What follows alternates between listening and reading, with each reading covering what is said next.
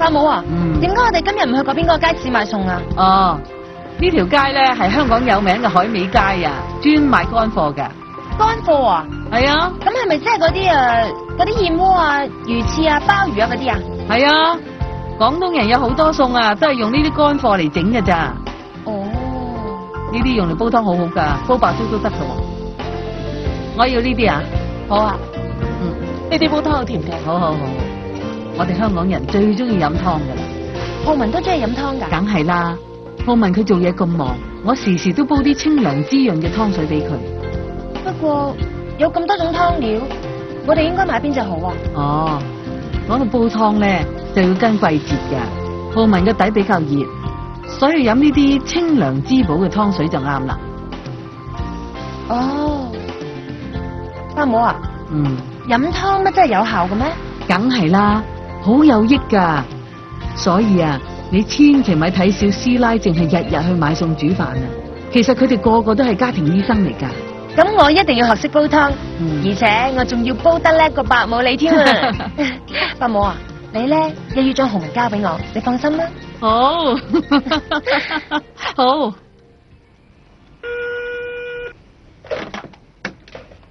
咩事？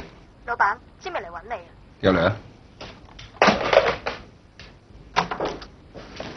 好，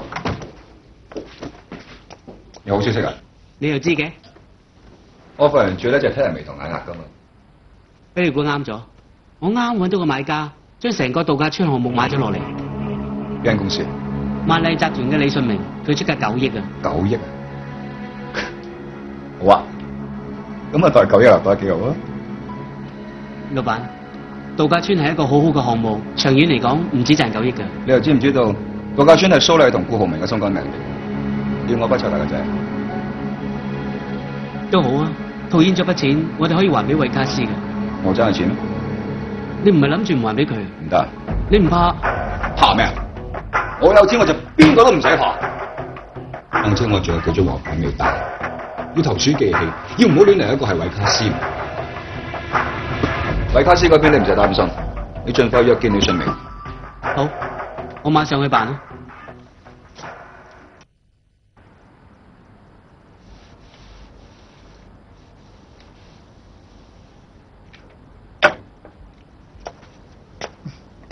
浩文啊，你最近忙啲咩啊？我而家同喺香港幾個財團傾緊，但係佢哋唔係同韋家私就同鄭邦有關係，所以揾佢哋合作上嚟反擊，根本就好難。咁咪好麻煩咯。我哋睇而家要揾海外財團幫手先得。誒，高爽咧，點解呢排冇見佢上嚟嘅？我都摸清楚。咩事啊？你哋喂，係真㗎？好啊，好唔該。陳勇話萬麗集團嗰個李信明有興趣買度假村嗰幅地，而家仲同緊嚴正幫我哋傾緊添。咁咪好麻煩。唔買得㗎。東海，爸爸，李信明係做地產生意，佢買呢一幅地應該要嚟起住宅，然之後出售。咁樣點得啊？咁咪違反咗幅土地嘅土地用途咯。但係如果要嚟興建低密度嘅住宅，佢係可以避開政府嘅法律管制。我諗佢一定打呢個主意。如果用嚟起住宅，咁嗰度嘅生態環境就可能被徹底破壞啦。佢做生意佢唔會理得咁多，但無論點都好，我去揾勝利嗰度，我希望可以說服到佢放棄呢個計劃。好。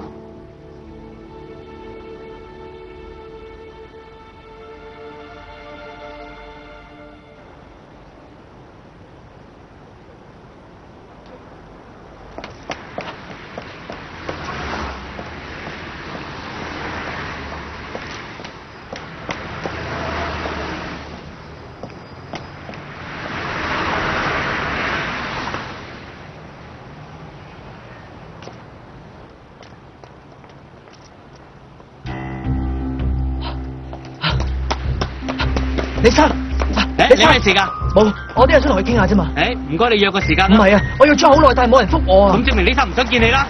李生，度假村嗰笪地係我爸爸一生嘅心血，你可唔可以唔買啊？喂，李生，喂，咩做咩啊？做咩？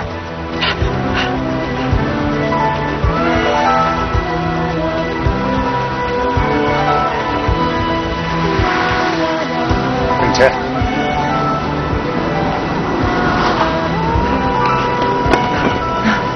李生，你係顧東海嘅咩人？我係佢嘅仔，我叫顧傲文啊。好，我俾1分鐘時間你上車。多謝。李生，我聽到個消息，你要同余振邦簽約，將西貢嗰笪地買落嚟，然之後改做住宅，係咪啊？冇錯啊，有咩問題啊？西貢呢一笪地，香港已經好少有嘅。我爸爸嘅夢想就係希望喺香港呢個咁人煙稠密嘅地方起一個生態度假村。如果你改嚟起住宅，一定會破壞生態環境。李生，我希望你可以收翻呢個決定。當年我同你嘅伯爺喺拍賣會，亦都爭過呢塊地。佢將佢嘅諗法話俾我聽，我先決定退出嘅。但係幾年之後，呢塊地轉嚟轉去，轉到家下一停建添。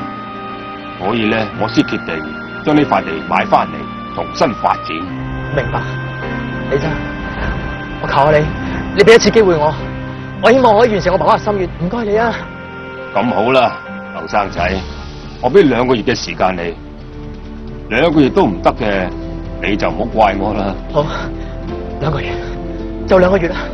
而家有良心嘅生意人唔係好多噶啦，我尊重顧東海嘅為人，亦都喜歡佢嘅諗法，所以先唔同佢爭呢塊地。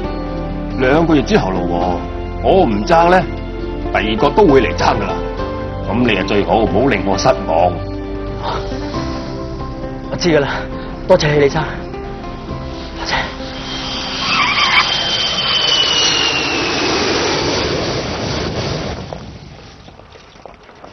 歡迎你翻嚟。呢2個月對我哋好重要。有個消息我一定要講俾你聽，余振邦佢想將紅星同埋安信合併埋一齊。佢咁樣做，無非係想攤薄我哋嘅持股量啫。佢做埋呢咁嘅小動作，無非都係為咗錢。咁對我哋嚟講，未必係壞事。將來我哋反擊嘅時候，可以連紅星一齊收翻。諗就係咁諗，但係佢而家係最大嘅股東，要佢喺手上面攞埋股權，根本唔係。我啲頭緒都冇。我喺北京嘅時候都有諗過呢個問題。余振邦而家勢力咁大，想打低佢唔係咁容易。我哋一定要揾一個非常合適嘅攻擊點。我喺度諗，就算係幾厲害嘅高手，都會有死嘅。我真係唔信佢冇。以前我會諗得饒人處且饒人，呢次唔同。如果我哋出手，就一定要置佢於死地。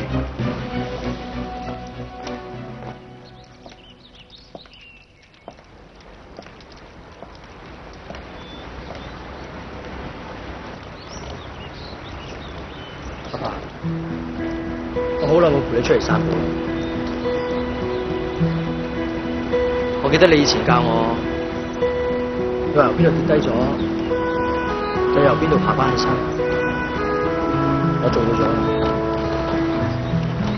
我開咗間旅行社，雖然唔係好大，但係總算都做得唔錯。後來我加入咗紅星，我先發覺，原來管理一間大嘅公司真係唔容易。最後仲輸俾余振邦添。阿爸，我係咪好悶？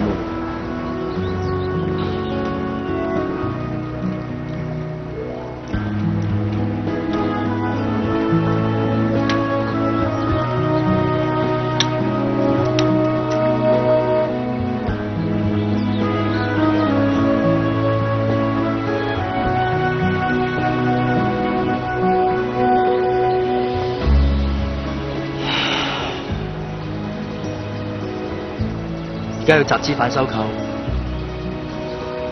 動用嘅資金可以話係天文數字，而且就算成功咗，買翻嚟嘅公司可能得翻個殼，公司所有嘅錢